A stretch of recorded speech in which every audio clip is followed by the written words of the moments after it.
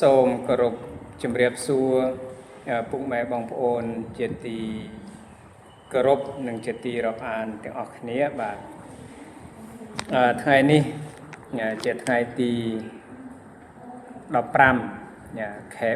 4ឆ្នាំ2026បាទ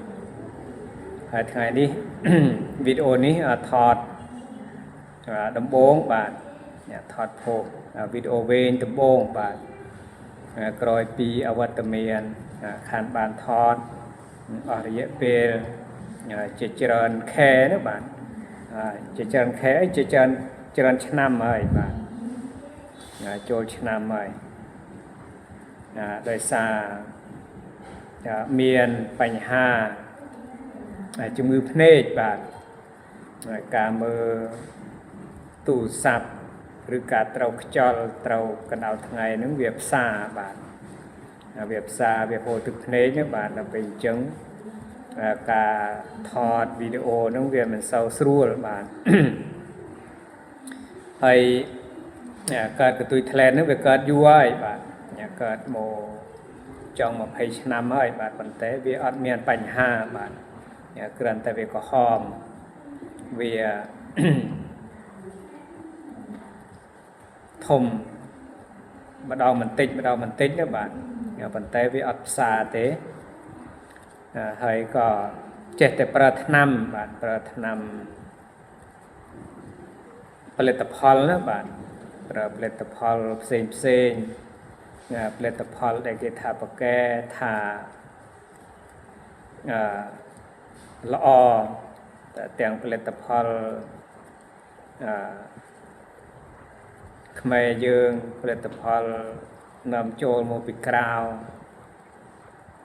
ថ្នាំបុរាណថ្នាំលេបថ្នាំគ្រប់ប្រភេទណាបាទដែលគេផ្សព្វផ្សាយក្នុងបណ្ដាញសង្គមថាប្រកែថាល្អហ្នឹងគឺទិញយកមកប្រើប្រាស់គ្រប់ទាំងអស់បាទសឹងថាគ្រប់ទាំងអស់បាទដែលឃើញពួកតារាណាគាត់ផ្សព្វផ្សាយមិនថាតែនៅខ្មែរយើងឬនៅផ្ទះលេខ2ទេបាទឃើញគេផ្សាយនឹងទិញតាមគេយកមកប្រើប្រាស់ក្រែងរបាត់បាទដោយមិនចង់បកមិនចង់វះកាត់បាទខ្លាចដោយឮគេនិយាយថាពេលបកទៅនឹងវាមានបញ្ហាចេះបញ្ហាចោះណាបាទខ្លះហើយថាងងឹតអញ្ចឹងណាពេលអញ្ចឹងទៅចេះតែខ្លាចចេះតែខំប្រើថ្នាំបន្តថ្នាំលេបដើម្បីកិច្ចឲ្យផុតពីការវះកាត់ឬការបកបាទមិនថាថ្នាំបុរាណខ្មែរគ្រប់យ៉ាងបាទដែលគេប្រាប់មកនឹងចេះតែប្រើតាមគេណាបាទហើយមានមិត្តភ័ក្តិខ្លះហ្នឹងគាត់រោមអយណាបាទហើយទៅឮថាថ្នាំមេណាប្រកែថ្នាំណាល្អហ្នឹងគាត់រោមមកហើយបាទយកមកឲ្យសាកមើលណាបាទសាកតាមមិត្តភ័ក្តិគ្រប់បែបយ៉ាងទាំងអស់វាអត់សមបាទបើអ្នកដទៃគាត់អាចប្រើសមណាបាទប៉ុន្តែខ្ញុំវាប្រើអត់សមហើយទីបំផុតឆ្នាំនេះមិនមែនឆ្នាំនេះទេបាទចុងឆ្នាំតមិញហ្នឹងចាប់ពីដើមបកបាទបកមកខាងហើយឆ្នាំនេះបកមកខាងបាទអញ្ចឹងបានបកបានជាដូចដើមល្អជាងដើមបាទជាដូចដើមហើយល្អជាងដើមទៀតបាទមិនមានបញ្ហាអ្វីទេបាទបងប្អូនការដោះកន្ទុយថ្លែននេះយើងត្រូវតែបកណាបាទតាមទ្រឹស្ដីពេទ្យណាទ្រឹស្ដីពេទ្យដែលខ្ញុំស្ដាប់ខ្ញុំបានឆ្វេងយល់មកណាគឺថាបច្ចុប្បន្ននេះអត់ទាន់មានថ្នាំណាព្យាបាលបានទេបាទមានតែបកឬវះកាត់តែម្យ៉ាងបាទហើយការវះកាត់កន្ទុយថ្លែននេះអត់មានអ្វីដែលគួរឲ្យខ្លាចទេបាទពេលយើងបកបានយើងដឹងបាទ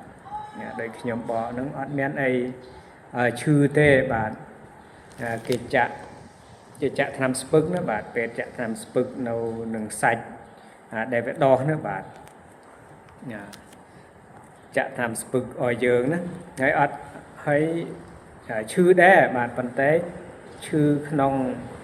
เละคันในเยิงอายตรมบานนะบาดมันเป็นชื่อนาเต้บาดให้เป็ดบ่อให้เก็บบัดเก็บบัดในเยิงจิตบาดเนี่ยใบไงเติมเยิงเบอร์ให้เยิงปันเตาะนำแต่เป็ดออยนะบาดปีโมงมาดองปีโมงมาดองบาดนำคลาโมงมาดองก็เมียนได้บาดให้ไปยัง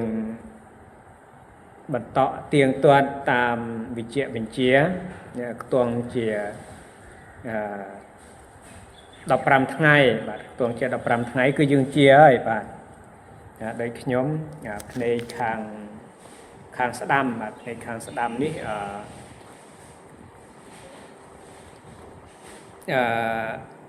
มาแค่บาดมาแค่เจียในคางสะดำนั่นมาแค่เจียในคางเชวน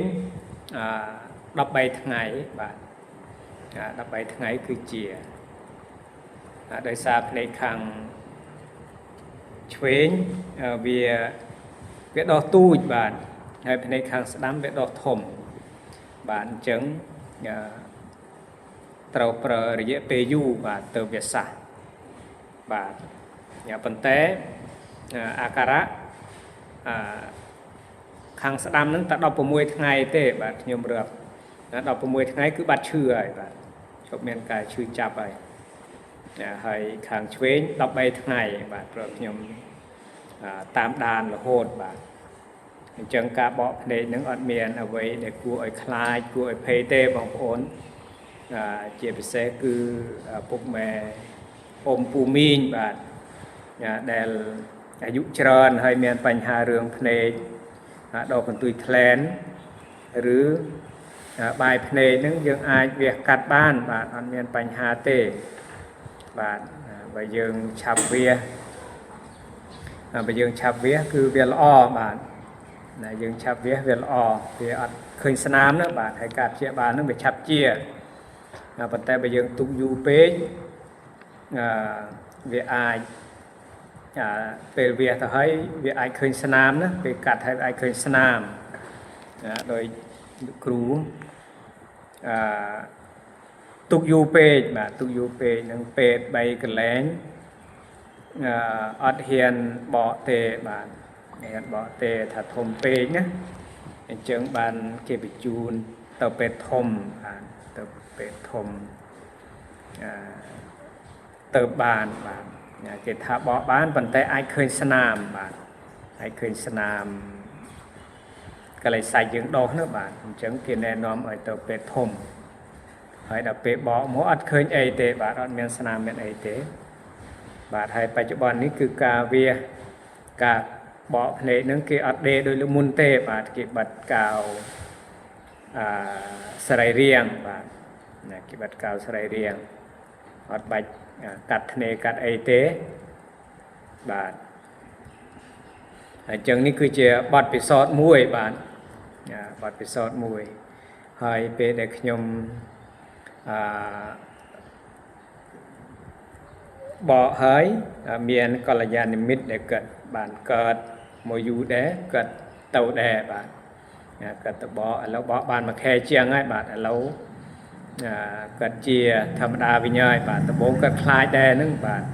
เกิดคลายแดให้เกิดปรังเปรเปลตพอลบานเปลตพอลนาเดทับแกทัลอนึงเกิดติงหมกเปรโดยขยมแดนะบานให้เกิดเจตแนะนำขยมแดบาดแนะนำอ้อยตูเล็บทำดีเล็บทำนู่นนะบาดตีบงพอดเนี่ยปัดบัดโดยขี้เนี่ยบาดเนี่ยเราบ่อโดยขี้เนี่ยแล้วบ่อสะอาดได้บาดเห็นจังกะบ่อเนี่ยนี่เวียอัดเมียนไอเอาไว้เด็กกลัวไอคลายเต้บางคนกลมเชื่อตามเก